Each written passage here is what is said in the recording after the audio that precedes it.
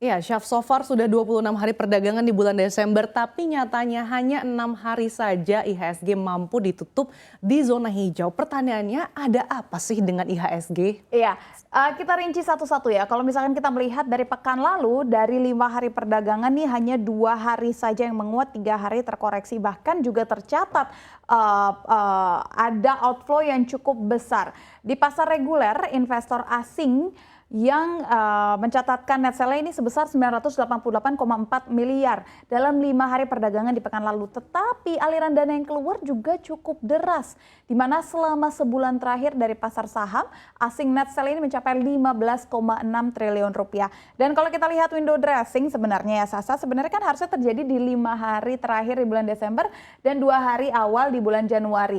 Nah, hari ini IHSG tertutup terapresiasi. Tentunya kita akan menantikan apakah apresiasi ini masih akan berlanjut sampai dengan hari Jumat, dan apakah momen ini bisa dikatakan window dressing, kita masih akan menanti ya, karena memang dilihat selama 1 bulan ini IHSG sudah terkoreksi 2,59%. Dan kalau kita lihat juga secara teknikal, memang rata-rata level IHSG ini masih kepentok di bawah moving average 20 hari. Jadi masih sama seperti hari-hari sebelumnya, kita masih terus menunggu adanya katalis positif, walaupun katalis positif di awal bulan ini cukup ramai ya, dimulai dari data inflasi, suku bunga yang tidak terlalu agresif, yang cukup melandai, tetapi memang ternyata tidak berpengaruh signifikan. Jadi kalau misalkan dikasih satu statement, ya udah, saya cuma bisa mengatakan memang sepi. Ini adalah yang paling bisa disampaikan kepada pemirsa, bahwa IHSG sudah volumenya sedang menurun.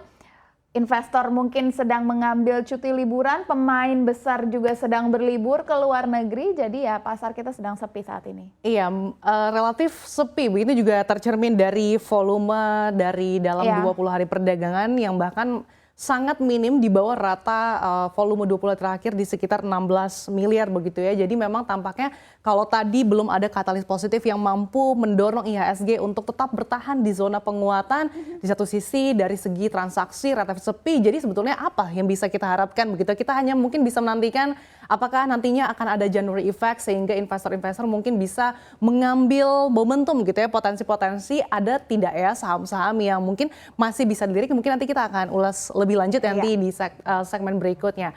Nah, namun kalau dari sentimen negatif, sebetulnya ini yang masih membayangi dari awal pandemi sampai sekarang, tampaknya memang ini China belum move on ya untuk berjibaku dalam menangani kasus COVID-19.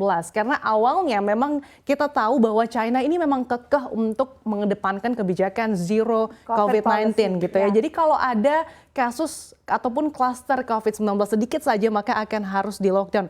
Tapi Syaf, ini betul-betul lonjakan kasusnya bukan main-main. Kita tahu China ini kan negara dengan perekonomian terbesar di dunia. Jadi ini akan mempengaruhi rantai pasar global. Seperti apa sih Anda melihat dari katalis ini, Chef? Ya, jadi seperti yang baru juga disampaikan oleh Pak Jokowi, di mana Jokowi ini mengingatkan bahwa kita harus waspada terhadap lonjakan kasus COVID-19 yang terjadi di China.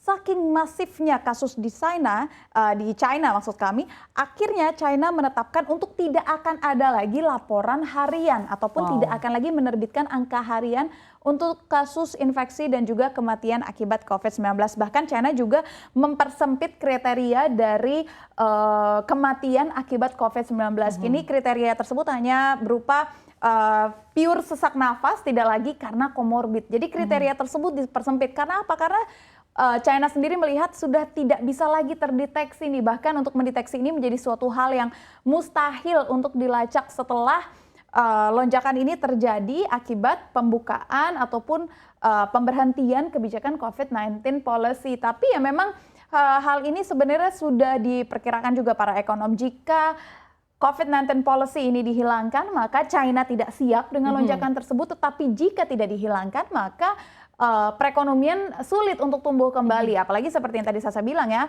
apapun yang terjadi di China pasti akan berdampak juga kepada Indonesia sebagai mitra dagang terbesar dari Indonesia. Seperti itu, Sasa. Iya, apalagi di saat negara-negara lain sudah memasuki fase new normal, termasuk Indonesia. China ini justru tampaknya belum bisa memanfaatkan momentum reopening ekonomi. Karena tadi Anda katakan juga tampaknya belum siap juga nih untuk menghadapi lonjakan kasus COVID-19 yang bahkan tadi ternyata data-data yang ada di lapangan berbeda dengan data pemerintah. ada 250 juta kasus 20 hari pertama di bulan Desember. Ini luar biasa sekali lonjakannya, artinya ini besarannya 18% dari total warga China sekitar 1,4 miliar begitu. Ini tentu menjadi kekhawatiran yang pasti juga menjadi pertimbangan dan juga cautious gitu ya bagi Indonesia sebagai negara mitra dagang utama, dan pasti ini juga akan mempengaruhi rantai pasok global. Itu kalau dari China.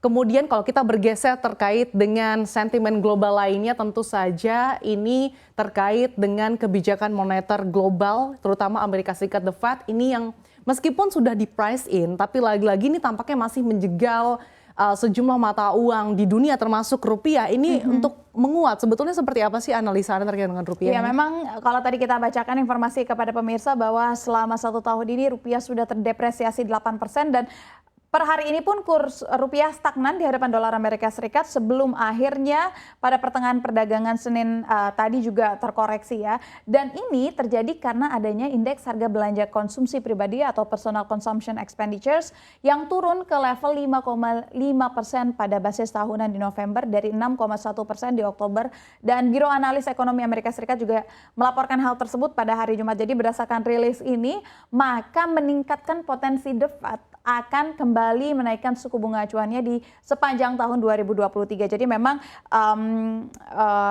PCE ini merupakan salah satu indikator juga ya, apakah The Fed akan mengetatkan kembali kebijakan moneternya atau tidak. Dan Kepala Ekonom dari LPL Financial Jeffrey Roach juga menilai angka inflasi Amerika Serikat jika berdasarkan indeks harga konsumen yang sudah melandai di November 2022 masih dinilai tinggi. Dan lagi-lagi Ketua The Fed Jerome Powell juga mengindikasikan bahwa mereka masih akan terus mengetatkan kebijakan moneternya sampai dengan 2023. Bahkan ada kemungkinan ada lagi kenaikan 75 basis poin, lalu sebesar 50 basis poin pada Februari dan juga 25 basis poin sebelum berselang di bulan Maret ataupun mungkin setelah bulan Maret di tahun 2023. Jadi inilah indikator yang menyebabkan rupiah ini masih terus belum memiliki otot untuk melawan greenback. Iya, kalau kita lihat memang higher for longer ataupun prinsip dari The Fed terkait dengan kenaikan suku bunga acuannya ini masih membayangi laju ataupun arah kebijakan moneter juga dengan berbagai bank sentral lainnya di dunia termasuk dengan tanah air Indonesia. Nah, kalau dari segi sektoral, Chef, kita juga bergeser. Hari ini IHSG mampu kembali menguat, namun kalau kita lihat sektor energi ini lagi-lagi menjadi pendorong penguatan IHSG pada hari ini. Apa sih yang bisa kita cermati dari sektor energi ini? Iya, dan lagi-lagi ini kembali lagi ke informasi yang tadi kita sampaikan bahwa orang terkaya nomor 1 di RI kini ditempati oleh Lo Tuk Kong. Kekayaan Lo Tuk Kong ini mencapai 25,2 miliar US dollar. Bisnis batu baranya ini mencapai 37 miliar US dollar. Harga sahamnya pun meroket 608,97% secara tahunan. Kini berada di level 18.575 per saham.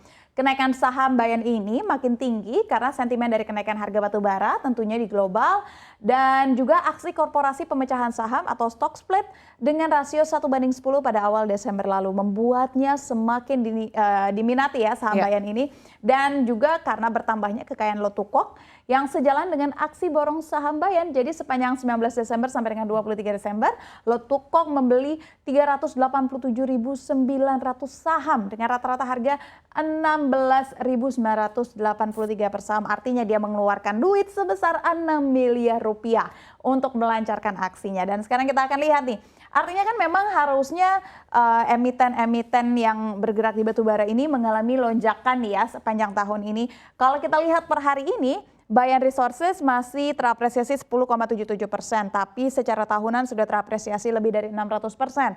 Adaro Energi di perdagangan hari ini harus terkoreksi di 0,52%, tetapi secara tahunan sudah terapresiasi 68,89%. Sementara Bumi Resources di perdagangan hari ini cukup dalam, terkoreksi di 1,17%. Sementara secara tahunan ini terapresiasi 152,24%. Nah, apakah tahun depan akan bermunculan miliarder-miliarder baru dari adanya komoditi boom ini? Semoga kita menjadi salah satunya, Sasa.